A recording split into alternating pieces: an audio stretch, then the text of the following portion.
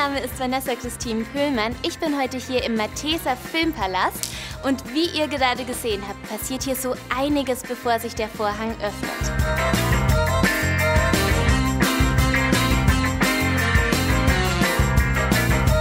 Unzählige aufregende Events im Jahr, glitzernde Filmpremieren mit großen Stars, Ladykino, Afterwork-Partys und vieles, vieles mehr. Ihr wollt hinter die Kulissen von Deutschlands erfolgreichsten Kino schauen, mit am roten Teppich dabei sein und live von dort berichten? Dann bewerbt euch jetzt hier im Malteser Filmpalast und werdet der VIP-Praktikant des Malteser. Kommt am 28.10. zwischen 15 und 21 Uhr hierher. Ich warte auf euch mit einer Castingbox und ich freue mich auf euch.